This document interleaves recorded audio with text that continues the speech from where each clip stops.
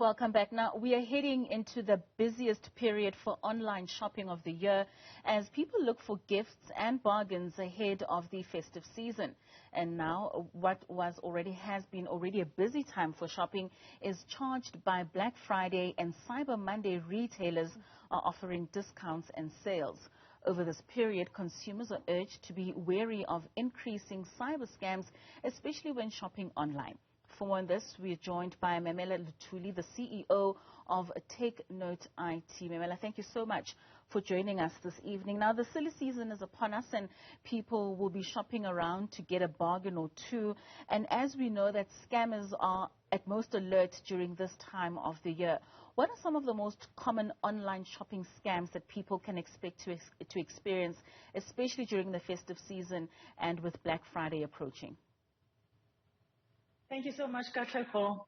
So the number one is these emails that are saying that this is about to end. You know, you must urgently buy, otherwise you're missing out. You know, never give away your time PIN number. You know those typical examples. Never click and put in your personal details or give away your password or your PIN code. You know, banks, they don't ask for such information. So you need to be wary. Don't just click on any link that is sent to you and you being told that we're left with 2 items.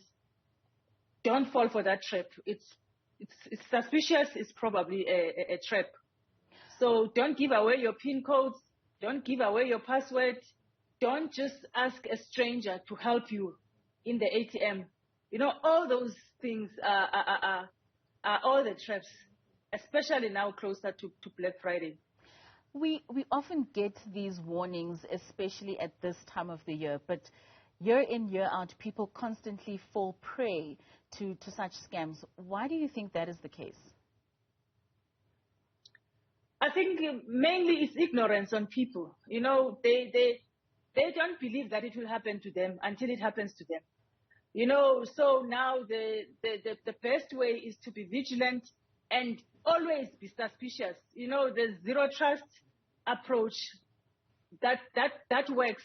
So if you always verify something before you commit to it, especially purchasing online, so it's very, very important. I will allude to probably lack of cybersecurity awareness is also contributing, but generally it's ignorance on people.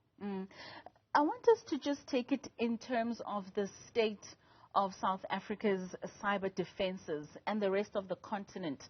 How secure are we, or how much do we have in place as a country to ensure that the scammers are not getting to consumers? I think I would say in the South African context, the greatest thing that has happened is the Cybercrime Act that has been effective from December 2021. That at least that is giving the foundation and giving some teeth in terms of the law enforcement on where to start in terms of cybercrime. However, the law enforcement is not trained, so there's a big gap there. They don't know how to handle the cybercrime. And also there's no robust security posture in many organizations, you know, especially with SMMEs. They kind of think that they are immune to cyber crimes. They can get away with just having firewalls and antivirus. Those days are over. So you need to have robust security posture and have layers of security. You know, for big organizations like in the financial sector, they're still experiencing the cyber crimes, but because they've got more, they've invested quite a bit on as far as security in their digital space. At least they've done something there, but it's not enough. So you need to have your environment to be secured and being monitored 24/7. You know, as I'm saying, that is also not 100%. So you need to have layers and layers. Do things like your penetration testing that are random, so that you can understand the vulnerabilities within your environment and be vigilant. You know, the human firewall is the weakest link. So we need to that's where the training and awareness as far as the human firewall is concerned, we need to really not stop and accelerate the awareness. in that arena. You speak of the layers of security that companies need to adhere to, and you also make mention of SMMEs and that there are steps that they need to take in identifying where the cracks are. But surely there's a cost to this. How cost effective is it, especially for small businesses that are just trying to stay afloat and ensuring now that they need to protect their companies against cybercrime? So something like penetration testing, it doesn't cost much.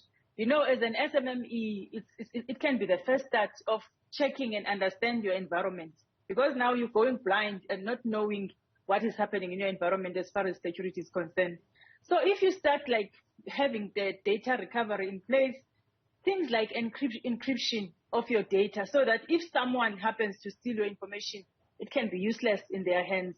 So, and backup, you know, offline backup system, should you be hit by ransomware, what do? At least you can be up and running within 2 to 3 days. And that is really not as expensive as the security monitoring center that is operating 24/7. But at least you've got some sort of security. And should one of your employees being hit by the ransomware, at least they must be able to quarantine the machine and remove it from the environment. You know, things like monitoring the usage of USB, you know, where you give protocols on who can use the USB, and things like updating your software.